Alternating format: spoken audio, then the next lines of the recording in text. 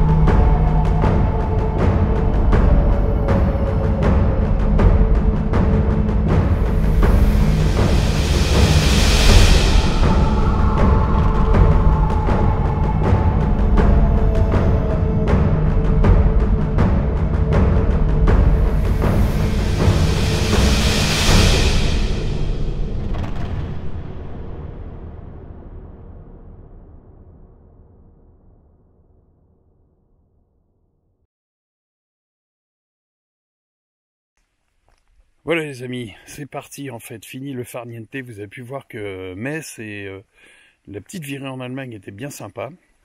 Mais enfin maintenant fini le farniente, on va quand même faire ce pourquoi je suis venu.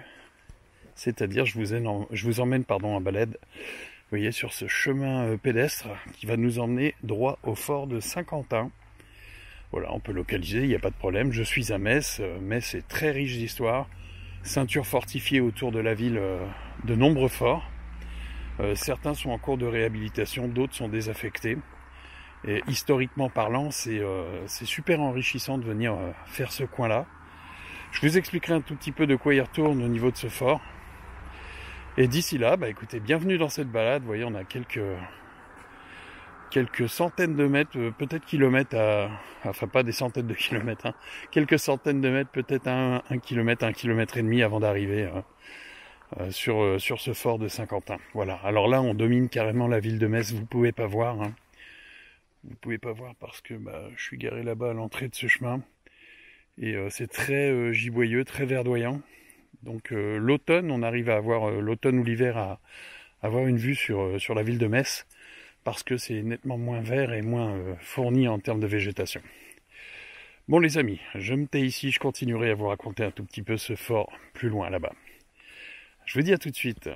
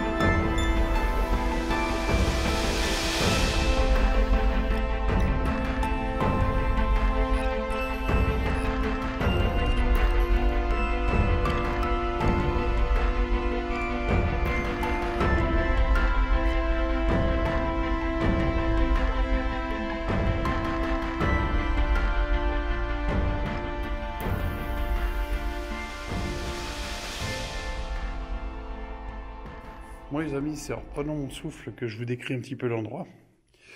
Donc là on est clairement à l'entrée du fort. Vous avez pu voir ce petit rail au sol qui conduisait sans doute les wagons ou de matériel ou de soldats, parce que c'est vrai que la pente est un peu rude, c'est pour ça que vous m'entendez un petit peu essoufflé. Ici, de manière assez émouvante, on a des tags, je ne sais pas si vous arrivez à les lire, je vous les agrandirai au montage. On a des choses qui sont signées en 1939. On a 1914 aussi. Donc vous voyez, preuve que ça date quand même, et pas d'hier. C'est incroyable de voir Alors, on a des inscriptions en allemand, dirait-on. Optel LP. Ça doit être le numéro du régiment, 297e de quelque chose. 1914-1915. En bas, on a Goutière ou Goutier, je sais pas. Enfin, c'est des noms, des soldats qui ont carrément signé leur présence ici. Je vais regarder de l'autre côté si on n'en a pas. Si, on en a aussi, bien sûr. Alors, RW, Reich, Wehrmacht, peut-être, j'en sais rien. C'est vraiment purement spéculatif de ma part. Mais bon, super émouvant. Vous voyez ce petit tunnel, on va le prendre ensemble. Hop.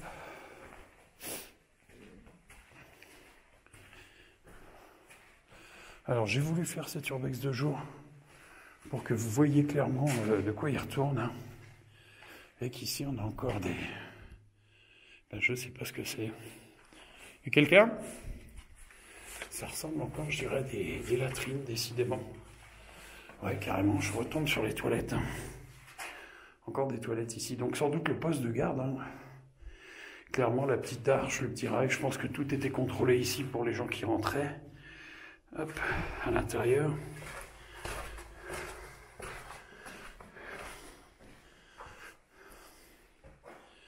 Hop là. Ok, peut-être ici la vidange de ces fameuses latrines hein, qui se passaient là. Hop. Et voilà la sortie sous cette arche, les postes de commandement à mon avis. Et cette voie de ce rail hein, qui continue. C'est assez impressionnant pour le coup. Hein. Donc là on a ce qui ressemble à des meurtrières. Un poste de garde, ça me paraît pas impossible hein, pour le coup. Très impressionnant. Vraiment, on sent l'histoire ici. Est-ce qu'il y a quelqu'un?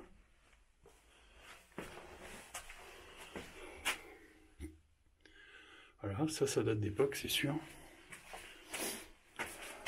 Il y a quelqu'un? Ouais, c'est clairement des meurtrières qu'on voyait de l'extérieur.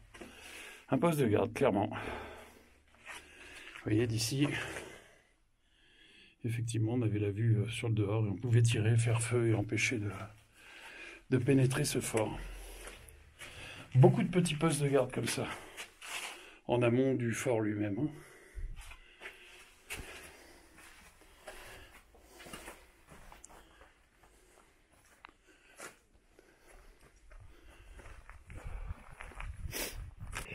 Et j'avais pas vu ici qu'il y a une autre entrée, vous voyez. On va aller voir dedans ce que ça donne.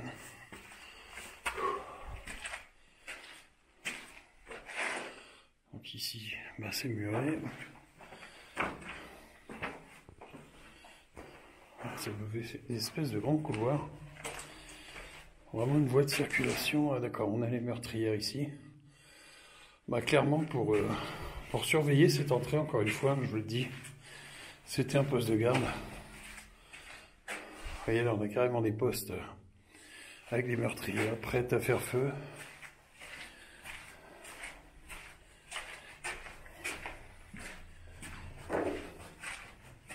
Je ne sais pas si ça va très loin, en fait. Ah d'accord, on est sur un cul-de-sac.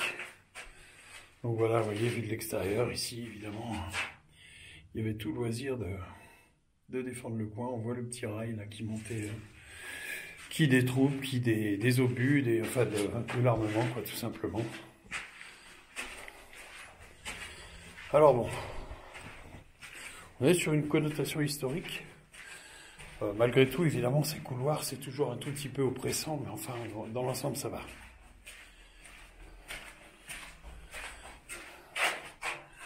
Des gros morceaux au sol. Ok. Allez, on va retrouver la lumière du jour. Hop. Et voilà.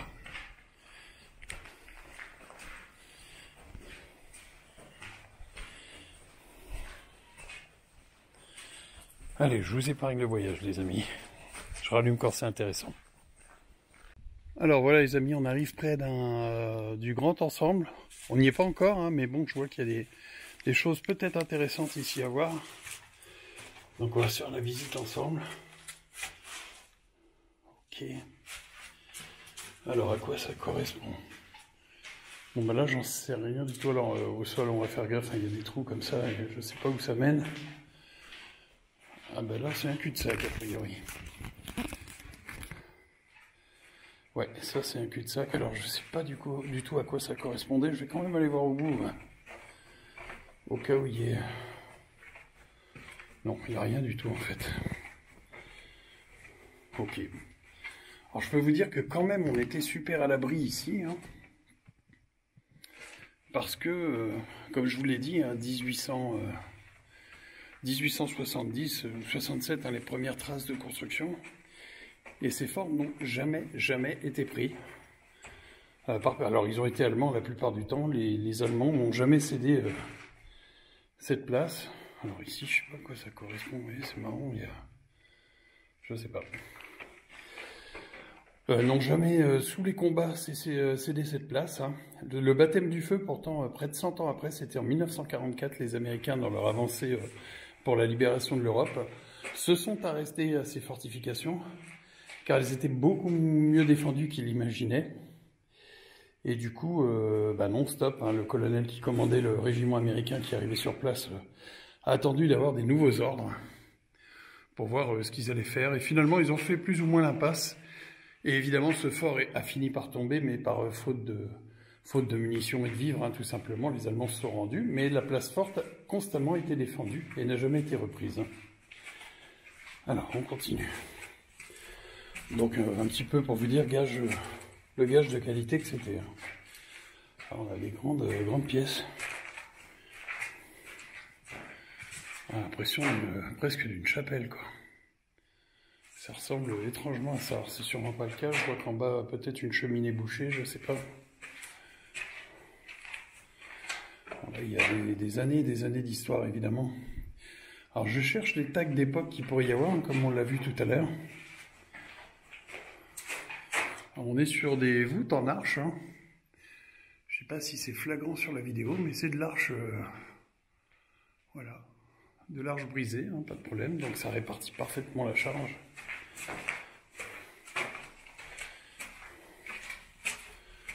Ah oui, c'est un dédale. Ah, une grande pièce. Grande pièce un peu sur le modèle de la précédente, mais doublée, on va dire. Vous voyez.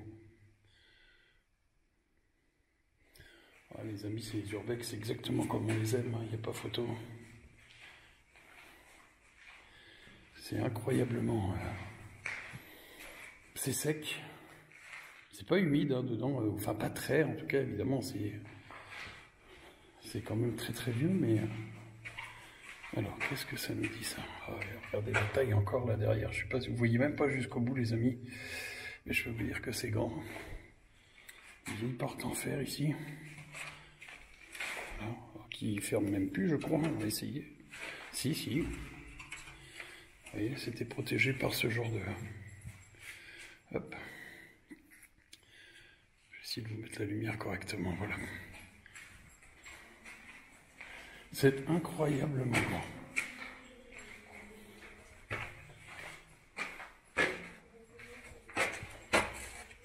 Alors, on va aller voir par ici ce que ça donne. Donc ça, c'est cette fameuse salle, effectivement, qu'on voyait depuis la fenêtre que j'ai refermée, qui se trouve ici.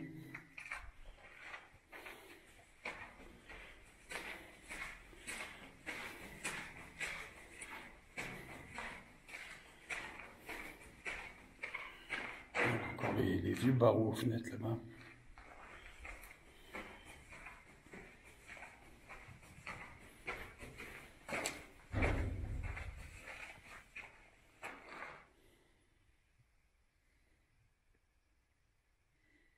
Très grande salle ici. Donc oui, de quoi tenir un casernement, évidemment. Je ne sais plus combien de milliers d'hommes se sont succédés ici. Mais évidemment, 1870 jusqu'à 1944, inutile de vous dire qu'il y a eu du monde. Et là, on est au bout. Marrant, c'est une petite trace là, de genre de four à pain, hein. Sûrement pas le cas, mais... Marqué pourquoi pas, parce qu'il y avait de la popote. Hein. Alors là, on voit dans la perspective la taille du truc. Hein. Eh bien écoutez, je vois une porte en fer ici, on va ressortir là, parce que je vois la lumière du jour. Et voilà, donc vous voyez, ça nous fait ressortir en pleine forêt, on a toujours ces vieux barreaux aux fenêtres. Donc, vraiment impressionnant. Hein. Encore des... C'est incroyable, il y en a encore ici. Bah écoutez, ça aurait été ma journée. Hein. Les toilettes encore. Bon bah là, on pouvait asseoir du monde.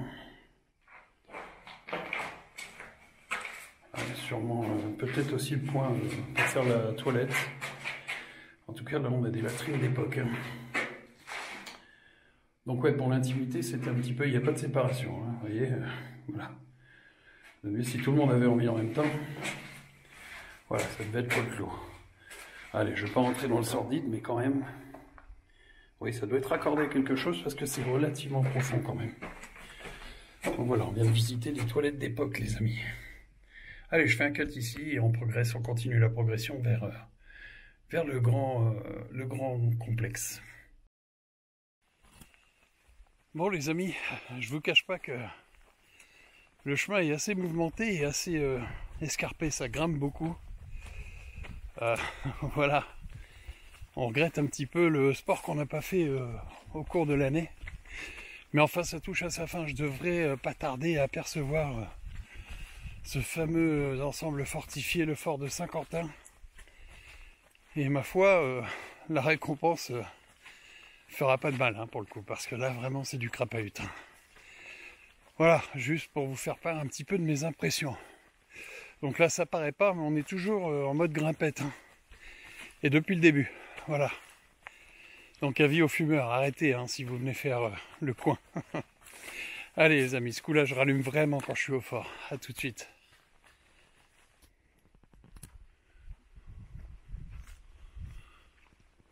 Bon alors là les amis, on arrive sur un des gros morceaux.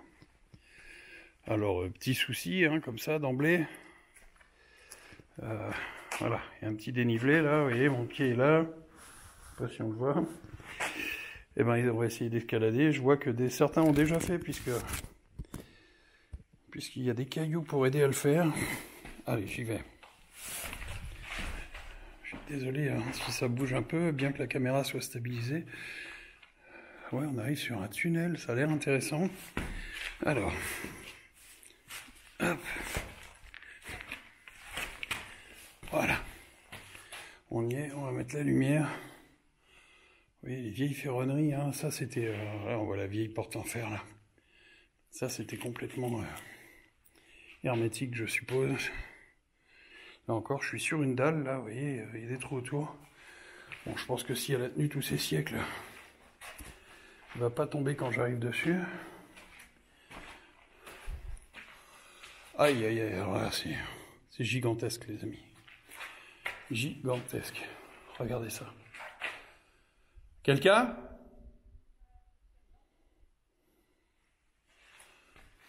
Alors, on va faire les petits adjacents après. On va déjà commencer par le plus gros.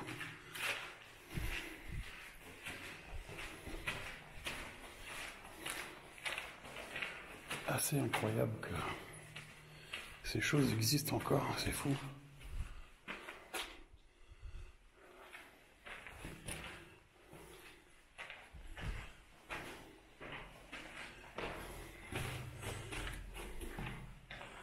Bon les amis, je commande pas trop, je me contente de vous montrer l'intérieur. C'est assez fou, assez énorme, sans doute parmi les... Je m'excuse pour le son, ça résonne. Sans doute parmi les plus gros urbex que j'ai fait.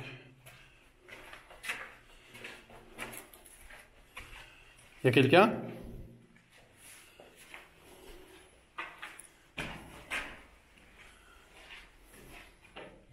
Le plafond est vraiment pas haut.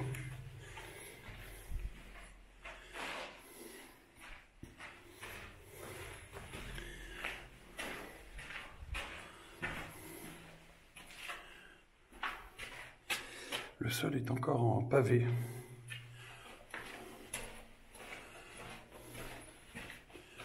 Par ici, encore une sortie vers l'extérieur sur une butte. Et encore ces volets de ferraille là. Allez les amis, on va prendre un de ces couloirs. On va peut-être pas tout faire parce que je sais pas si vous voyez la longueur, mais vous pouvez pas bien vous rendre compte. Encore ces grandes pièces là.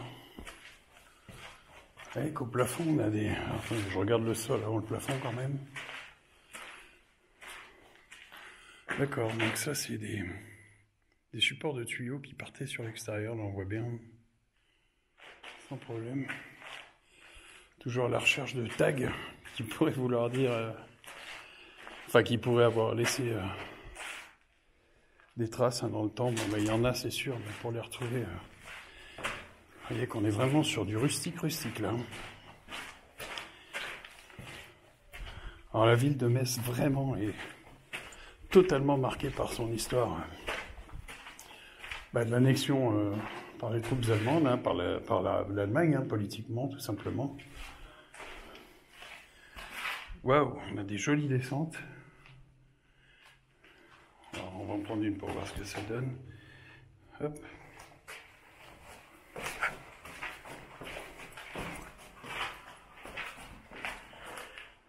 petit peu où on va avant. Ah, c'est pas sexy les amis là. Hein. Quelqu'un? Ah, la résonance est incroyable. Bon alors c'est de la flotte. Hein. Voilà, vous y voyez rien en plus je crois. Ah ouais non. Je suis désolé là, je pense que vous voyez que dalle. Ben, je vais ressortir, alors je vous laisse juste écouter l'écho. Allô? Je ne sais pas si vous vous rendez compte de la résonance, c'est invraisemblable. Quelques petites stalactites. Bon écoutez, je vais ressortir. Parce que bah, ça sert à rien, tout simplement. C'est trempé de flotte en bas. Vous voyez qu'en plus c'était sur plusieurs niveaux, c'est assez incroyable. La résonance est vraiment très impressionnante. On a d'autres grandes salles avec des plafonds, voilà, pareil en arche, en forme de gyve.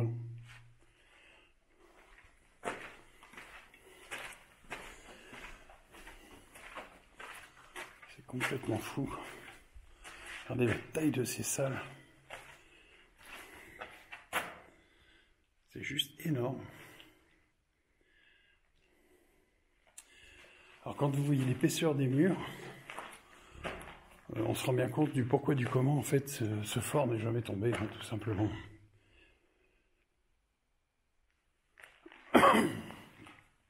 Excusez-moi.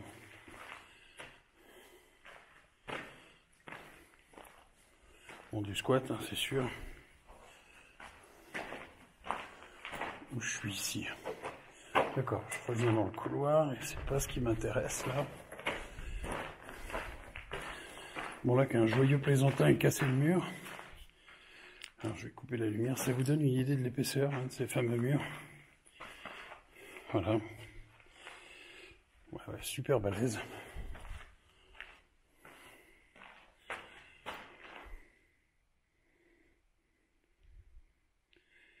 Encore des barreaux évidemment d'époque. Hein.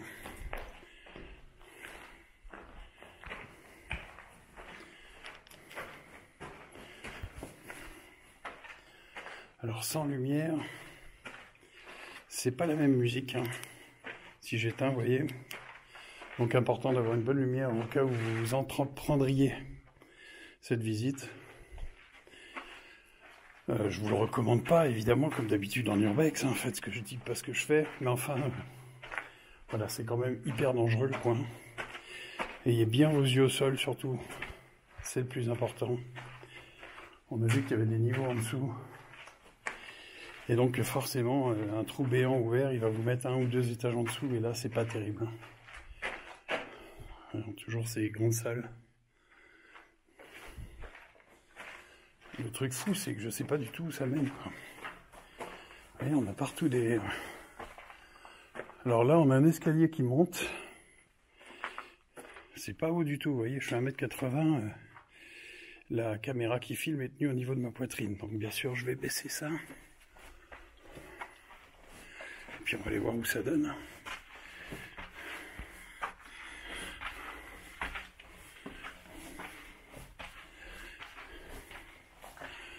Peut-être un poste de canonnier, tout simplement.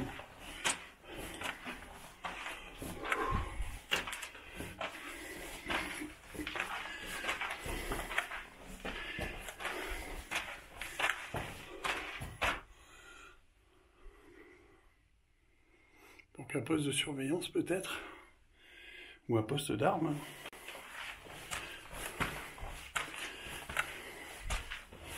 Ah ben non, on est au-dessus, sur les toits,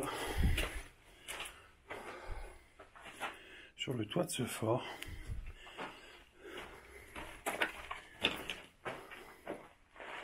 Encore ces vieilles portes. Désolé pour l'essoufflement, mais ouais, c'est assez sportif. Alors je regarde juste dehors ce que ça nous dit. Quelqu'un? J'entendais du bruit. Faut dire que la zone est complètement touristique et ouverte. Hein. Donc là on a une bouche d'aération derrière. Bon, on est au sommet du fort. Ouais. Bon, écoutez, on va essayer de redescendre sans se casser de jambes.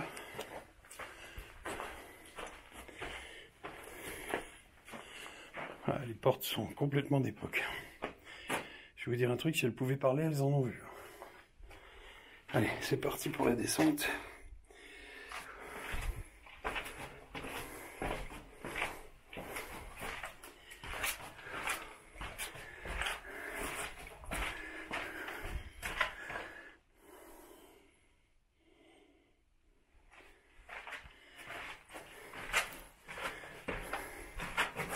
Je fais super gaffe, ça glisse.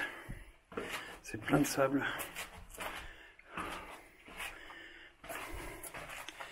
Là, même topo, hein, sans lumière, c'est le noir complet. Pensez à vérifier vos batteries avant. Et là, j'arrive en bas. Et je retrouve mon couloir. Alors, j'ai presque plus de jus dans ma lumière. Qu'est-ce que ça veut dire, ça? Voilà, pardon. On va aller au bout.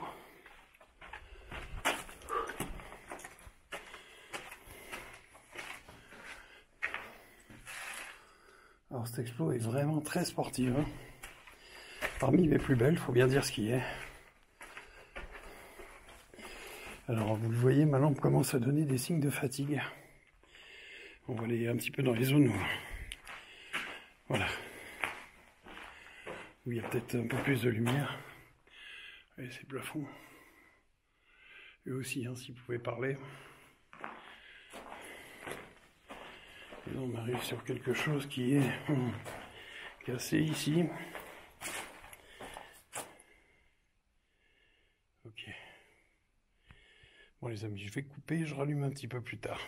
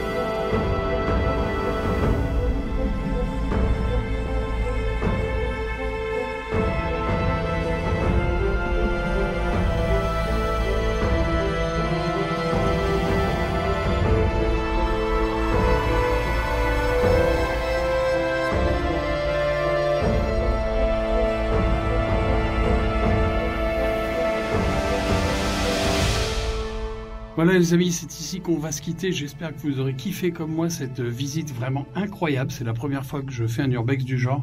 Tellement marqué d'histoire, tellement grand, c'est énorme. Ce que vous avez pu voir là, c'est qu'une infime partie de ces forts. Je suis désolé, vous voyez, même la lumière en lame. De ces forts qui ceinturaient la ville de Metz. Vraiment, ce sera l'occasion un de ces jours de revenir et de continuer parce que des forts, il y en a plein. Ici, on était sur le complexe de Saint-Quentin. On a vu des choses extraordinaires avec moi. Vous avez pu voir que c'est super grand, c'est super, comment dirais-je, rustique. C'est presque encore marqué d'histoire. Vous voyez, au moment où je vous parle, je regarde au-dessus. Alors, vous pouvez pas voir, mais des espèces de ferrailles qui descendent, qui sont complètement d'époque, il n'y a pas de souci. Et ben écoutez, si comme moi vous avez surkiffé, je vous invite à mettre un pouce, à vous abonner, à activer la petite clochette pour que d'autres urbex du genre arrivent. Merci en tout cas d'être venu avec moi. Je vous dis à très bientôt dans un futur épisode. Et en attendant, profitez de la vie. Salut.